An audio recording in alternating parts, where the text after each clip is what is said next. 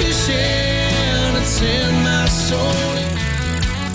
Welcome to the Salt Strong Podcast, disrupting fishing entertainment as you know it. Prepare to laugh. Prepare to get to know fishing legends in a whole new and unfiltered way. And on occasion, you might even learn a thing or two about fishing. Here's your host, Joe Simons. Like diamonds.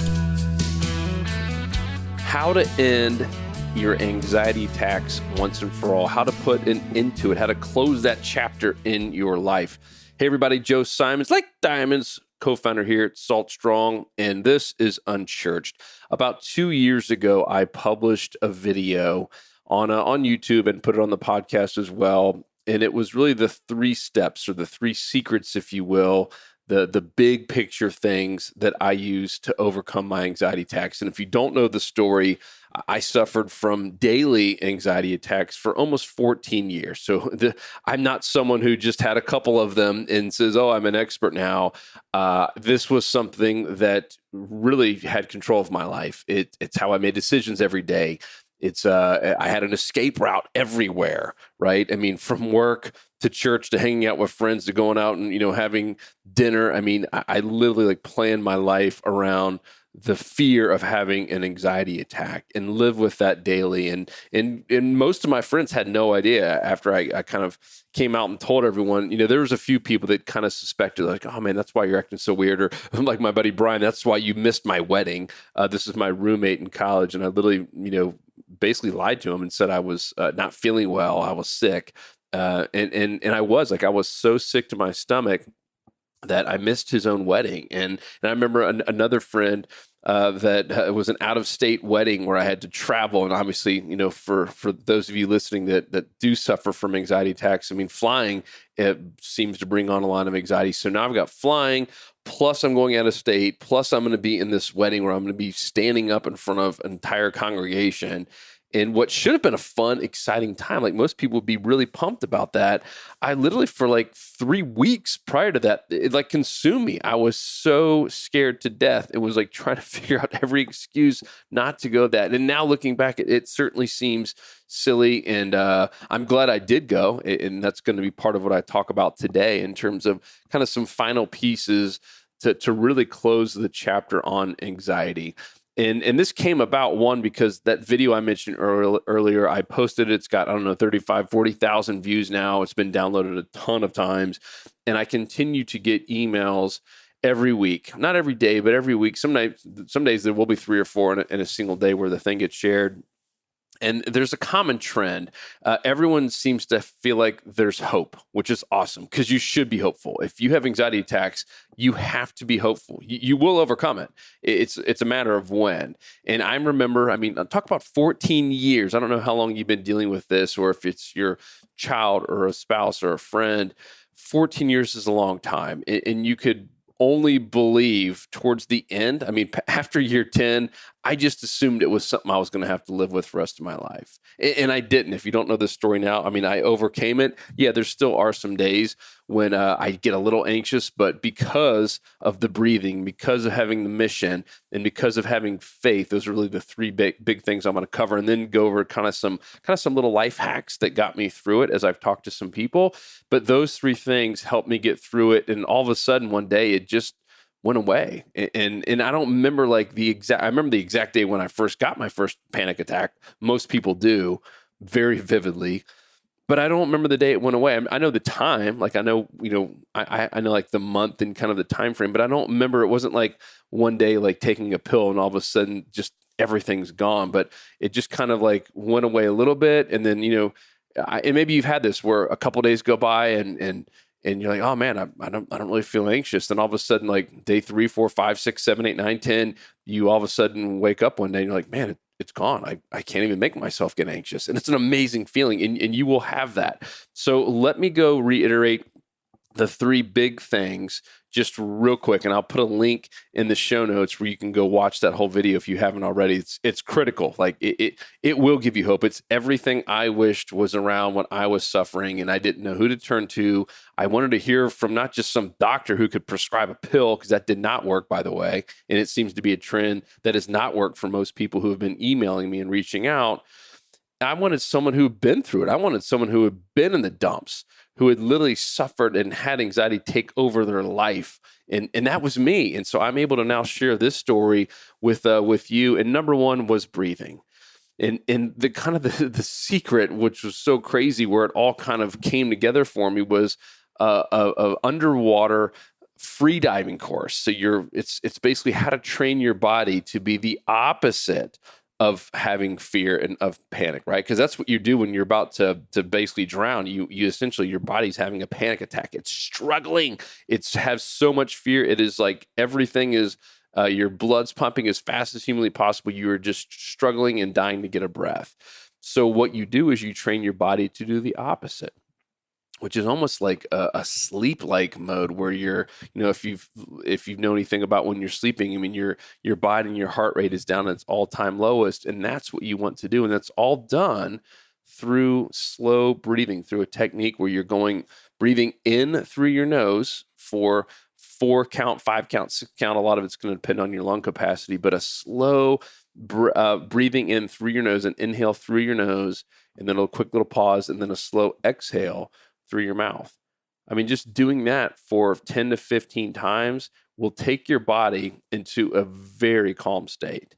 And a lot of times, if I was going into, a doctor's office or a dentist or even to an airport or somewhere that I knew was going to give me a little anxiety, at church, we'll talk about that in a second, I would just sit in my car and do that. And I'll be honest, it didn't solve all the problems. I still had some anxiety when I went in those places, but it alleviated it big time. And if I continued to do that, it was game changing. So that is critical. The breathing part is critical because when you're having a panic attack, guess what your body's doing?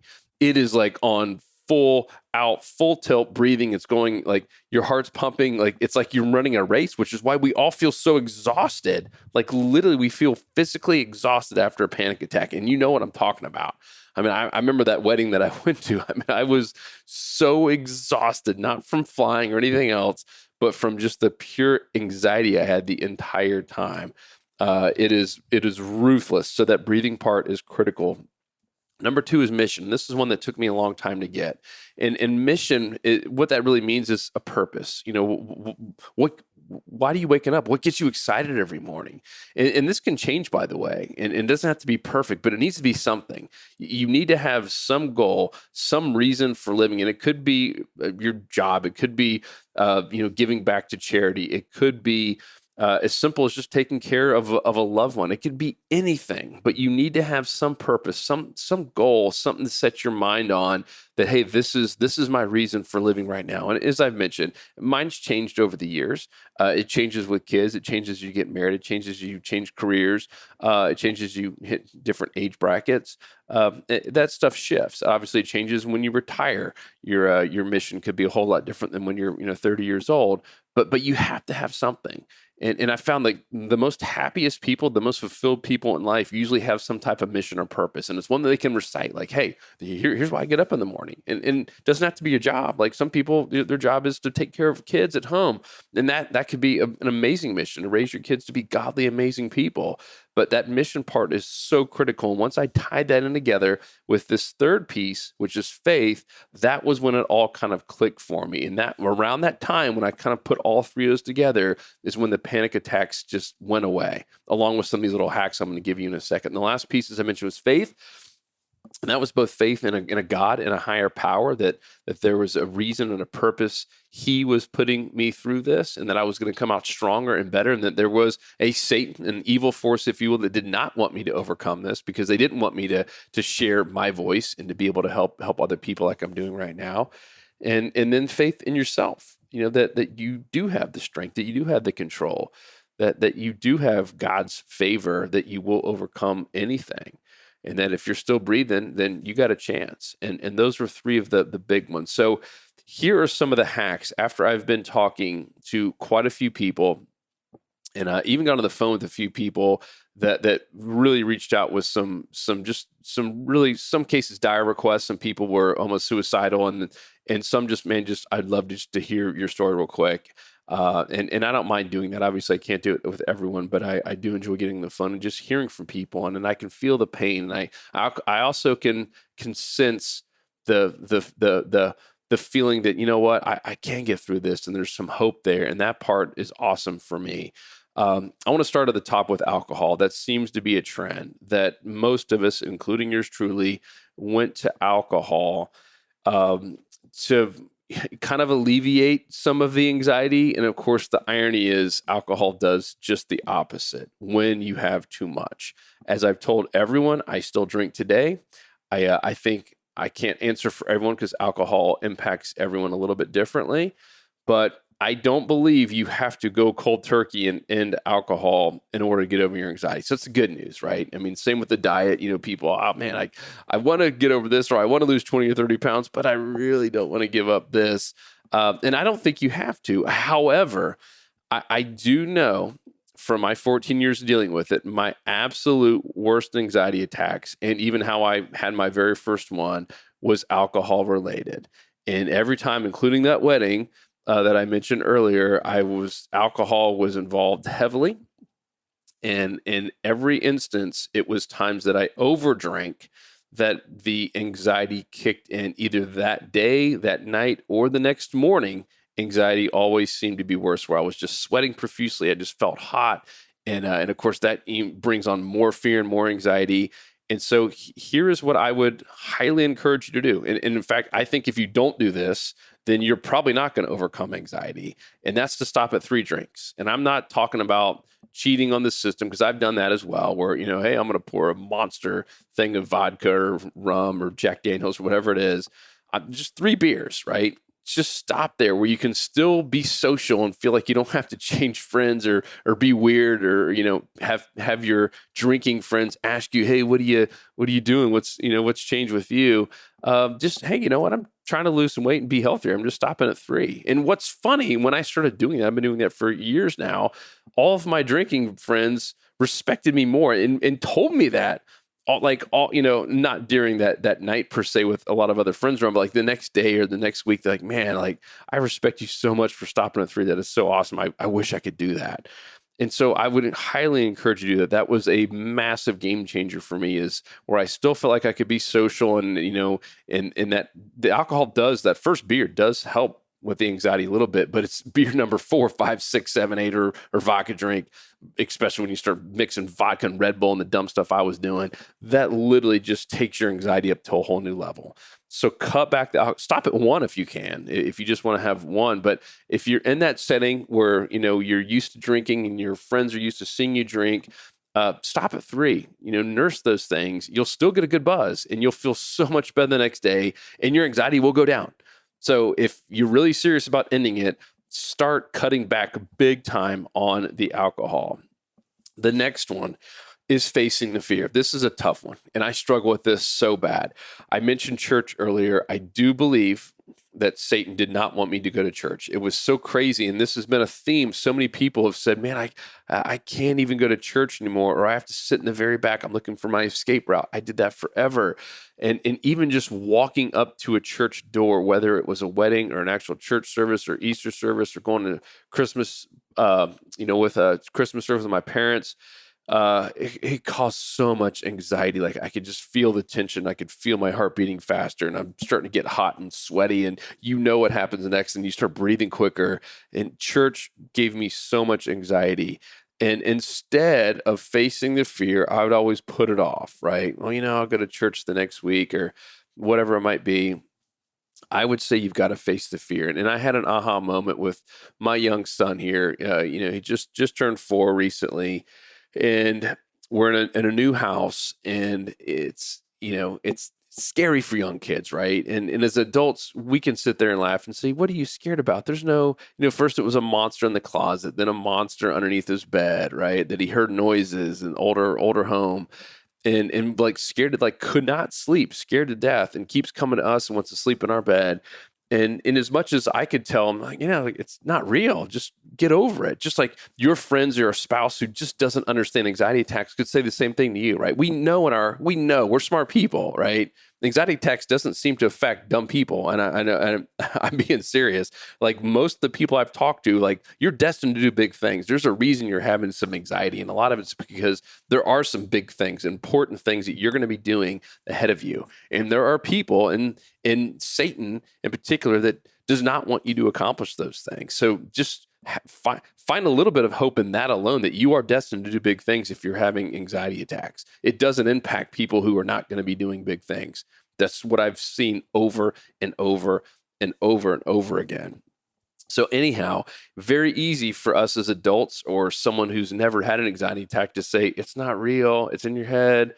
Get over it. Just go to bed, little dude. But you know what I had to do with them? I had to sit there with him and sometimes even hold his hand. And he was very apprehensive. Like he's way behind me, like, like something's about to jump out of the closet. And guess what we do is sometimes we take a flashlight and open up that closet door. We look underneath his bed and he didn't even want to look. He's so scared. He did not want to look under his bed because of what might be there. And I'm like, Jackson, man, just open your eyes. There's nothing there. And then after doing that a couple times, he stopped being so scared. And before you know it, he's sleeping on his own and doesn't even bring it up anymore. But it took him facing that fear. And yet sometimes that means you might need to go to a church or to the supermarket or wherever the area or type of place that gives you anxiety. Might have to do it holding someone's hand. You might have to do it with complete apprehension and a little bit of fear. That it's natural. It's natural for a 4-year-old to sometimes fear a monster because they hear a noise in the closet when it's real dark. But it's also something you have to do is to face it. And the longer, like if we just let him sleep in our bed, right? Is that good parenting? Is that smart on his part? He's never going to get over that fear. He's never going to want to go back in his room, and he'll start making more excuses why he doesn't want to sleep in his room, right? At some point, you got to face that fear. And I know that's super tough. It was super tough for me. But now looking back at what I know and looking back at all those years I suffered, I wish I had just faced some of those fears earlier. And very bold and easy for me to say now, I get it. But then again, you have to face it at some point. That's the only way you're going to get over it. The same way a 4-year-old or a 3-year-old is going to get over the monsters underneath their bed. At some point, you got to open your eyes and bring the flashlight in and realize, you know what? Yeah, it might be dark, but it's really not that scary. And yeah, you know what? What's the worst thing that's gonna happen when I look down here? Right, if my dad or someone I love is right next to me, and you know the outcome. Obviously, there's no monster underneath there. Just like there's really nothing chasing us. There's really if you think about it, the worst thing that can possibly happen is what? You're not going to die. I mean, even people that have full-on panic attacks, no one dies from it, right? Your heart doesn't stop beating. People have passed out. I've almost passed out before, and maybe you look like an idiot. But in the big scheme of things, that's not that bad. And the more I kind of like laughed and poked fun of it, that helped out tremendously. And I talked about it in the video. I mean, even just writing a gratitude, like a journal, just writing about, hey, you know what, God, I'm grateful for these anxiety attacks. I don't get it. Sometimes they frustrate me, and sometimes I miss out on stuff, and sometimes I do feel like an idiot in front of my friends where I have to all of a sudden leave in a rush and have no real reason for it. But I'm grateful for it. And it was like the more I could kind of just immobilize it and poke fun at the anxiety and truly believe it, like have true faith that I believed in it. You know what? I am grateful, and I don't really care about these things, and I know they can't kill me. You know what? I'm just going to live with it. And it was just the more I kind of just didn't take it as serious, the easier that it got. Another one was my Yeti cup. A lot of you who know me a long time have seen me bring around. I've had a couple of these big, the stainless steel Yeti cups. And it doesn't matter if it's Yeti or not, but you know what I'm talking about. This is the big boys that hold like 24 ounces. And I, at least for me, and this has been a common theme from people I've talked to, is especially in the social settings, you're used to having a drink in your hand, something that was cold. Because for a lot of us that have anxiety attacks, one of the main things that happens in terms of a symptom, if you will, is sweating, is overheating, because our body's overheating, right? We're breathing fast, our mind's going a million miles an hour, we feel like we're going to pass out, and we feel like we're running in a race. And one thing, just like calming down your breathing, calming down the heat, is ice water. And so for me, and this has helped out a lot of people, is constantly having ice water. And as I would be practicing my breathing in social situations, I would also be taking a sip out of my Yeti cup, small sips, not big sips, just small little slow sips of that ice cold water. And that would tend to refresh my body and like cool me down and kind of eliminate some of the sweat and the heat that my body was experiencing. And so I use that as a crutch, and I think it's okay for some amount of time to have a little crutch, if you will. And I don't think a crutch is alcohol. I don't think a good crutch is drugs, but ice water, that is something that's been proven to be great for our bodies. And I would encourage you to try that. Even if you don't want to take around a Monster Yeti cup, take around a smaller 12-ounce bottle of water. I think a bottle of water doesn't stay cold as long. And for me, I found having that ice in there, it helped out big time. And that was one of my best hacks. And I would take that sucker into weddings. I would start taking it into church. And guess what? No one said a word. Most people at church are glad to have you there.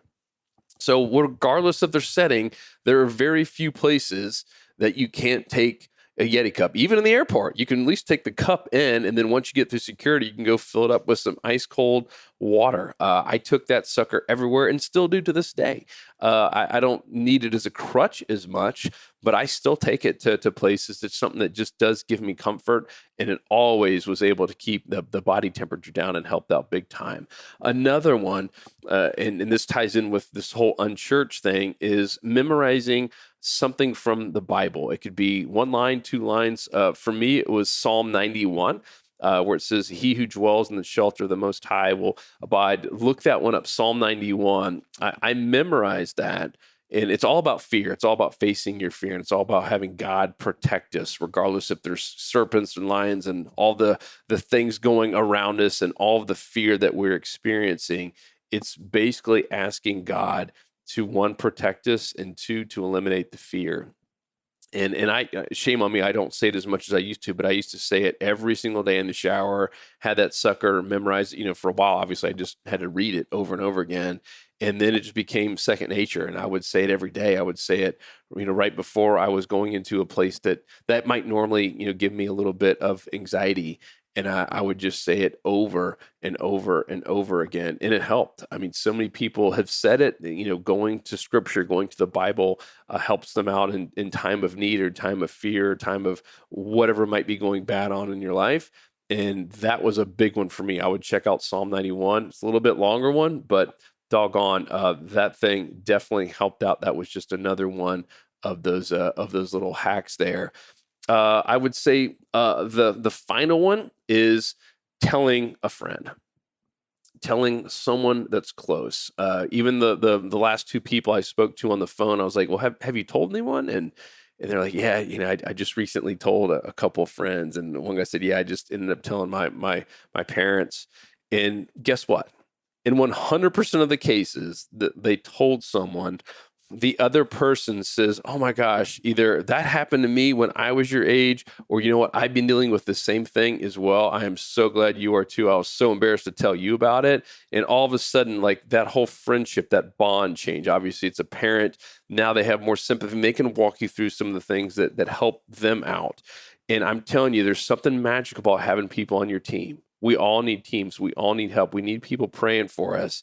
And I was so embarrassed. I feel like, especially with men, we want to be macho, and it's a sign of weakness to tell someone that we're basically fearing something that doesn't exist, right? That we're having anxiety attacks, basically about nothing, right? I mean, if we really want to kind of poke fun at it, like we should. And it was embarrassing for me to tell anyone, and I wanted to hide it.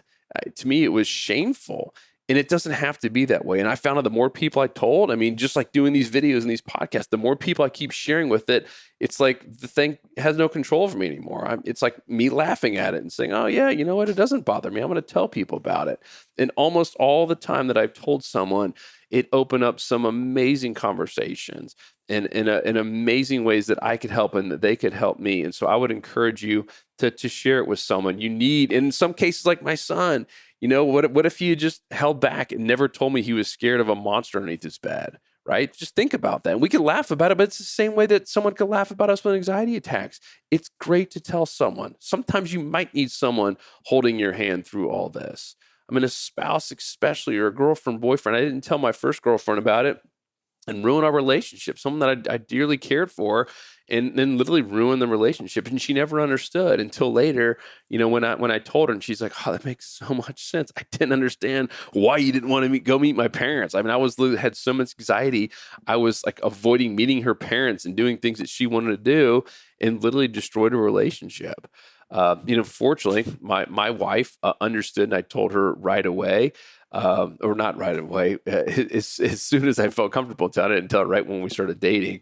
But it was such a relief when I told her. And guess what? She had dealt with some of that in the past and knew a lot about it. And it was like, oh, it was such a relief. And now I had someone on my team, someone who could help me out and understood when I was having just a bad day dealing with anxiety. So I'm here to tell you there is hope. I'm here to tell you, you will get through this. Not just you can, you will. A lot of it's a matter of time. I wish it had been, less than 14 years that it happened quicker, that, I didn't have to go through so much. But then again, I'm so grateful for that time. I really am. Just like Nelson Mandela, when they interviewed him after, being in prison, he was like, I'm so grateful for it. It gave me so much time to think, and I can appreciate everything I have now. And now I'm able with pretty legitimate. I'm sitting, 25 minutes, and I feel like I could talk for another hour on this. I love chatting about it, and I love helping other people. And without going through that really dark time, I never would have this opportunity. So just know that there is something to be grateful for on this. You might understand why you're going through it, but you will. And you're going to be able to help other people, and you're going to do big things. I truly believe that. Everyone I've talked to, and you can just feel and sense the greatness in them. You can feel that it's almost like Satan is wanting to hold them back from doing something big. So just know that. Use that to your advantage. Keep pushing through. Practice the breathing. Have a mission. Have a written down mission and a purpose, and start working on the faith. Get a big old Yeti cup full of ice water. Face the fear. Cut down on the alcohol, and tell someone. Those are the main points there. I hope this is helpful. As I do in all the videos, especially on stuff like this, if I can pray for you, if I can help out, if there's some questions you have on this, if there's something that I didn't elaborate on enough or that I completely missed, hit me up. My email, joe@saltstrong.com, joe@saltstrong.com. I would love to hear from you. I would love to pray for you. And if there's anything I can do at all in regards to anxiety, panic attacks, like I said, I have walked a walk. I'm not a doctor, but from what I've experienced, and I've gone to doctors and shared some of the stuff, and most of them just couldn't relate. And so the one thing I can do is I can relate to you. I've tried everything, including pills. I've tried everything from talking to a psychiatrist. I've tried all that stuff. And those three things that I mentioned, along with these little hacks, that was the biggest impact for me. And I've shared this with multiple people who have also gotten over anxiety attacks and who have conquered it, because you will as well. And these little things all help out. So I hope that's helpful, and I will talk to you on the next episode. 'Cause fishing, it's in my soul. It was passed down to me from the days of old. Find us on the water if there was a way. It's been said my papa, he wrote the book on catching big reds and 20-pound snook. I wish I knew all the things he knew today. For he's the reason why we are this way. And he put fishing in her soul.